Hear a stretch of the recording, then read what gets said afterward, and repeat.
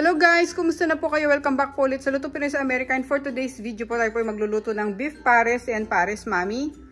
Ito po yung mga kakailanganin natin sangkap para po sa ating recipe for today. Yung first set po natin is yung para sa ating beef pares. Yung set 2 naman po para po sa ating broth. Tapos yung atin pong set 3 para po sa ating pares mami. Okay guys, pakicheck nyo na lang po sa description below. Ililista ko rin naman po sila doon. Lahat po ng mga ingredients na kakailanganin natin. At sa mga bago po dito sa aming channel, sana po mag-subscribe kayo sa Luto Pinoy sa Amerika. Umpisa na po natin pagluluto nitong ating beef pares mami. Para po makakain na po tayo na masarap na sabaw. Maraming salamat po. Para po mabilis natin mapalambot yung ating karne, ilalagay po natin sa pressure cooker. Buksan po natin siya. Lagay muna natin yung beef bones. Pagsamasamahin na po natin lahat muna dito sa ating pressure cooker. Tapos mamaya lilipat natin sa pot. Lagay natin yung beef. Tapos yung ating tendon. Buksan po natin siya ng tubig.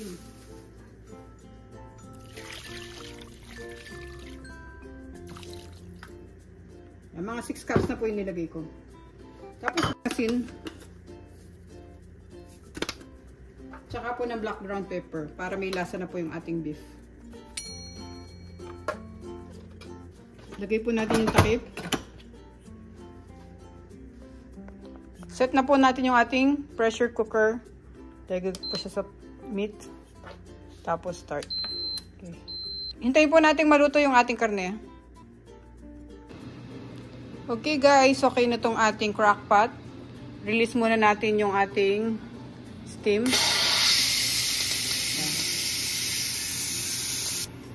Yan.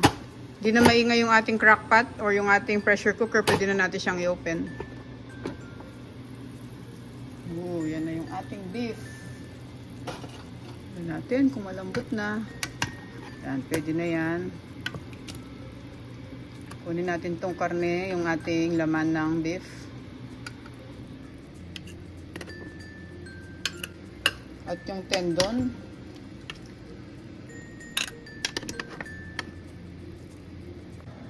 Yung ating beef bones, lagay natin dito sa pot.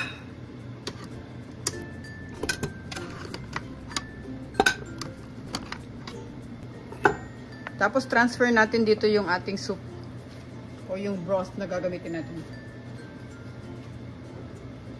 Salain natin siya.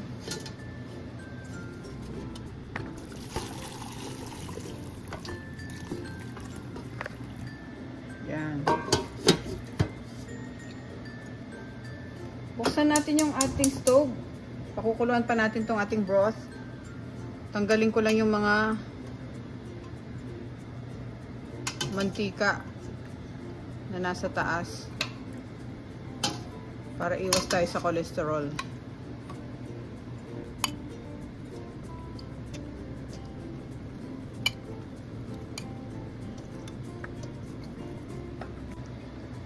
Yan guys, tingnan nyo naman yung nakuha ko, ang dami oh. So tanggalin lang natin yung mga lumulutang na taba-taba, yung mantika. Tapos nagdagan natin ng tubig. Buhusan pa po natin siya ng mga 6 cups na water.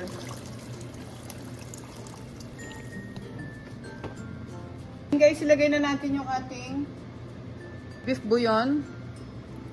Ang dagdag flavor. At lagyan pa natin ng konting asin. Tapos lagay ko na yung mga gulay. Tatanggalin din natin ito mamaya, pampalasa lang to sa ating sabaw. So ilagay natin yung sibuyas, celery, tsaka yung carrots. Ayan. Bayaan lang natin kumulo tong ating soup. Tapos igigisa na natin yung para sa ating beef pares. Okay. Lagay po natin yung takip. Hintayin po natin siyang kumulo. Ngayon guys, hiwain muna natin yung karne. Ito yung gagawin nating beef pares.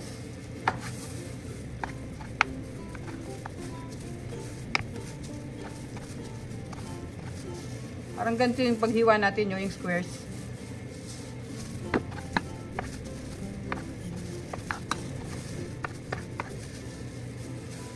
Sunod natin yung tendon.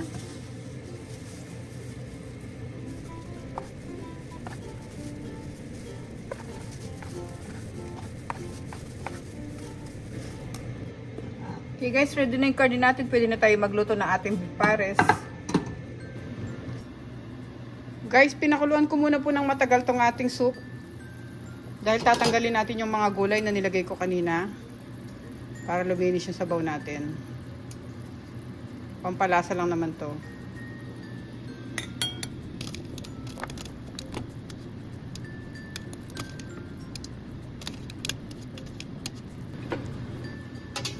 Okay po, malinis yung sabaw natin. Pwede na po tayong maggisa ng ating beef pares. Magpapainit tayo guys ng non-stick pan dito. Ito na lang gagamitin natin. Maglagay tayo ng mantika. When mainit na, lagay natin yung ating bawang. Yung ating pang-garnish na fried garlic, pinirito ko na kanina. Kaya okay na siya. Tapos lagay natin ng luya.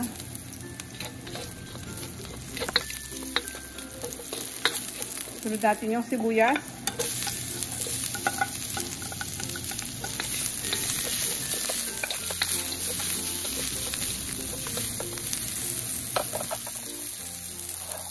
Lagay na natin yung karne.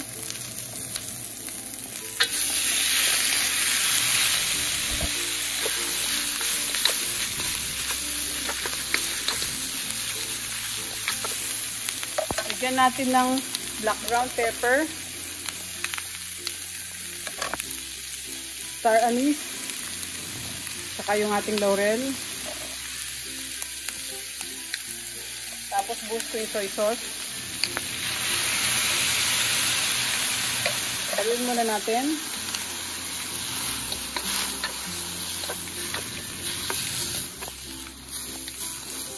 Kuha tayo ng broth dun sa pinapakulo natin kanina. Buhusan natin siya.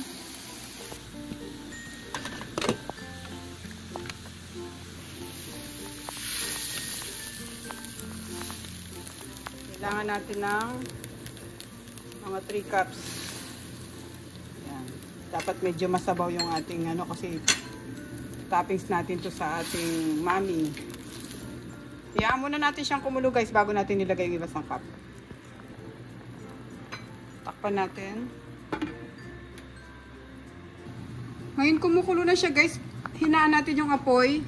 Pakuluan pa natin siya ng mga 30 minutes para mas lumambot pa yung beef natin kasi mas masarap dito sa ating pares yung malambot ang karne.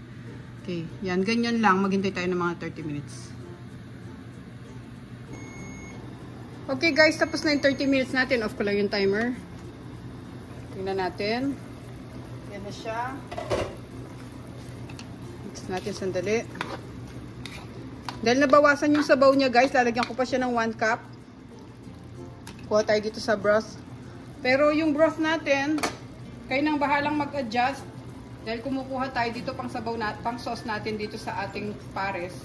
Dagdagan nyo na lang yung tubig nyo, tapos timplahan nyo. Okay. Ngayon nilalagay ko. Lakasan natin yung apoy. Lagyan na natin yung brown sugar. Kayo nang bahalang mag-adjust sa sabaw nyo guys, dagdagan nyo na lang. Dahil kumukuha tayo ng pang sauce dito. So, ilagay natin yung brown sugar. Tapos, yung oyster sauce.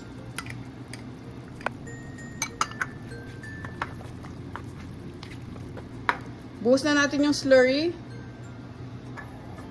Ito yung cornstarch na tinunaw natin sa tubig. Ito siya.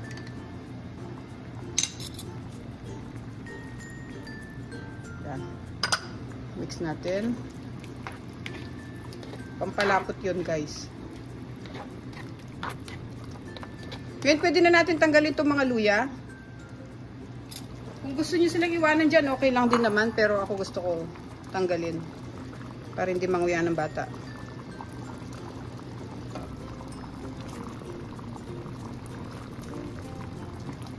Hayaan pa natin siya kumulo ng mga 2 minutes para matunaw yung ating sugar. Pero pwede na natin siyang tikman. Kukulang ako ng kutsara.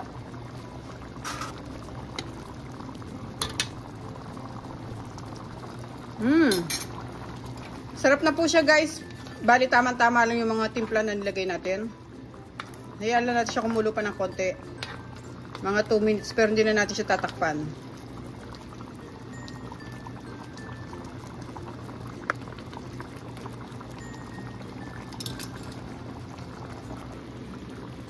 Okay guys, luto na tong ating beef pares. I-off na natin yung stove. Gawin naman natin yung ating pares, mami. Okay. Magpapakulo naman tayo ng tubig para sa ating pechay. Bali, iba-blanch ko yung mga pechay dito sa tubig. Tayo natin siyang kumulo.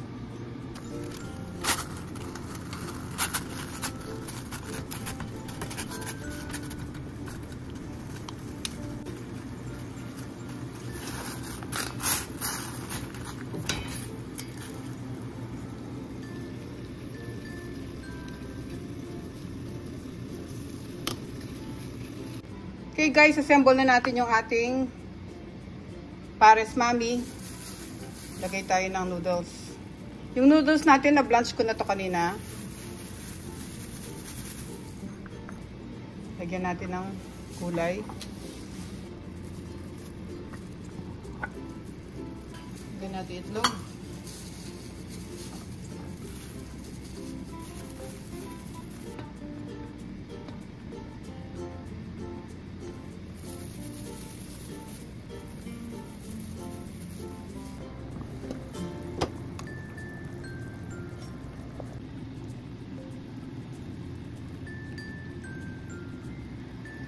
Okay, yan na po yung ating pares, mami. Sunod naman natin yung ating beef pares na may kanin.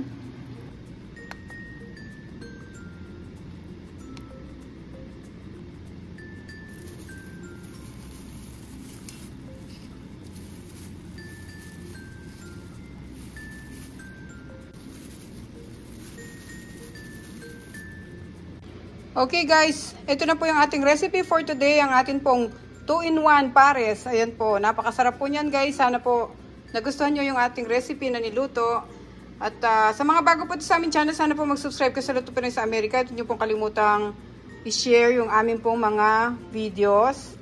At sa mga hindi pa po nakakapag-subscribe, sana po mag-subscribe kayo. At maraming salamat po ulit sa panonood.